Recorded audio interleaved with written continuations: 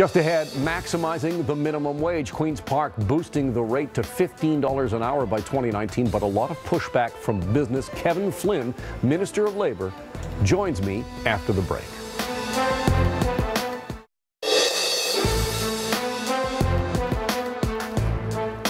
The Fair Workplaces, Better Jobs Act, better known as Bill 148, is being debated in the House right now. In it, major changes to Ontario's labor laws, with the big headline being a $15 minimum wage by 2019. Now, the Liberals must pass Bill 148 before the House rises in December to ensure that that first minimum wage increase to $14 an hour from the current rate of $11.40. That happens on January 1st, 2018. Then it goes up the year later to $15. To talk about the bill, I am pleased to welcome Kevin Flynn, Minister of Labor, to Focus Ontario. Thanks for being here. Pleasure to be here. Would you consider stalling or at least changing the timeline? That's been a real criticism, that it's 18 months, very quick, very difficult for business to absorb. Yeah, I mean, I have had people, Ellen, come up to me and say, look, I agree with what you're doing, but it's going to be tough for me to get there in the period of time that you've outlined.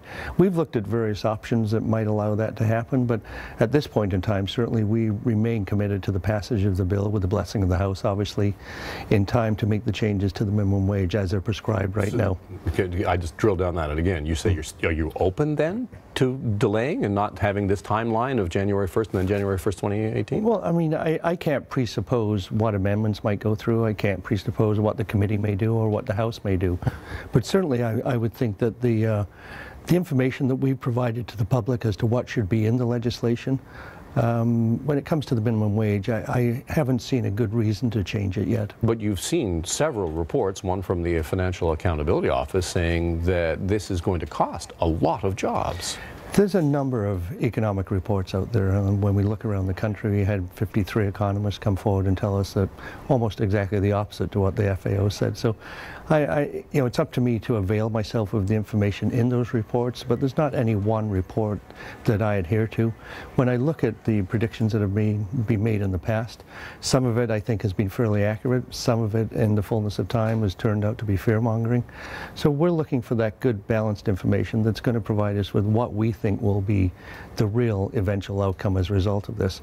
But what you can avoid, I don't think, is that we've realized that 30% of our population right now in Ontario makes less than $15 an hour, and half of those people are between the ages of 25 and 64. So it's not a kid's wage anymore, it's not a student's wage anymore. People are trying to live on this. But the Financial Accountability Officer points out that there are more effective ways to deal with poverty than trying to raise the minimum wage. Well, it is part of a plan. I mean, I think. But why put it on the backs of business then? Well, I don't think we're putting it on the backs of business. What we're saying is that 30% of the workforce right now is living under the poverty level. Is living. You can't live on $15 an hour in the province of Ontario anymore.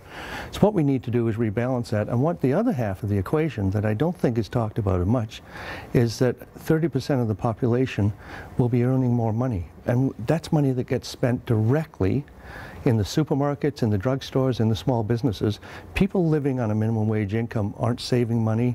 They don't have trust funds. They're not splitting income. They're spending that money that week. That goes directly back into the economy, into these businesses. Well, that brings me to my next series of questions. I reached out to various stakeholders in the industry to say, well, if I could ask a question on your behalf. And the Chamber of Commerce says, well, you know, they have an analysis commission that says the minimum wage, as you say, is going to put $11 billion back into the economy for the next year. But it also has information that businesses will be hit with a $23 billion new cost. How are you planning to solve that $12 billion gap? Well, we don't believe there is a $12 billion gap. Certainly that was an opinion that was put forward by an analysis that was commissioned by the Chamber. I'm a Chamber member. I believe in the Chamber of Commerce. I think they're an excellent organization. In this case around, I think there was enough economists started to dispute not only the methodology but the math as well involved in that. There was enough there was enough other economists that offered me a differing view of that I did discount it. But we had the Premier just this week saying that there will be supports for small business. So somehow you are planning some way to cover this gap, whatever it might be? These would be the people at the Chamber of Commerce that will tell me that they're concerned about it. But after the meeting, will come up to me and say, Kevin, they'll put their hand on my arm and say, Kevin, I understand what you're trying to do here. I just don't know how I'm going to get there. But what I are the understand. supports going to be? Well, the supports could be any, they could take the form of any interaction that the government has with business. Small business pays taxes, small business So a pays tax, would there be a tax break then to be able to offset that? That's not my responsibility. That responsibility is being transferred by the Premier to the Minister for Small Business and the Minister for Economic Development. But don't we have a situation with left hand, right hand now, not knowing what each other do? Well, they're working, as I understand it, directly with small business, with the Chamber, with our partners, saying, you know, what's the best thing we can do to help you to transition to this? And I think we've got a good track record with small business. All right, I want to move on to a question from the Canadian Federation of Independent Business. You talked about all of these reports and you've looked at a bunch of them. Why won't you conduct your own economic impact analysis in an attempt to base your policy on evidence? Because there's so many already out there. When you look at, we've looked at reports from Seattle, from San Francisco, we've looked at reports obviously from Alberta, we've had 53 economists come forward and bring us their opinions. We've looked at an aggregated report out of Washington, D.C. where they put together 73 other reports that have been done on the minimum wage. We looked at the predictions that were made by the Fraser Institute as to what may happen in BC when they increase their minimum wage. And the dire predictions that people are making right now simply didn't come true. In the passage of time, that's not what has happened. In the BC example, for example, at 2011, I think it was, they increased their minimum wage by more than we're proposing to do. Employment went up the following year. You know, there was the economists saying that employment would go down. Exactly the opposite. Employment went up. I have one more question, this one from Restaurants Canada, who want to ask you, a 32% increase in wage costs in 18 months will put many restaurants in the red and jeopardize jobs for youth. What will the government do to ensure that Ontario youth can still get a foothold in the labor force?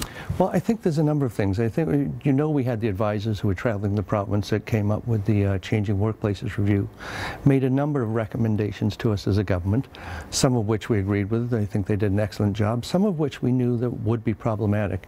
The restaurant field was perhaps one of them. We've got a liquor server designation that allows you to pay somebody an hourly rate that's less than the minimum wage because the expectation or the anticipation is they're going to make up money in tips. We're just almost out of time, Minister, but will you put in some kind of support to help youth in restaurants?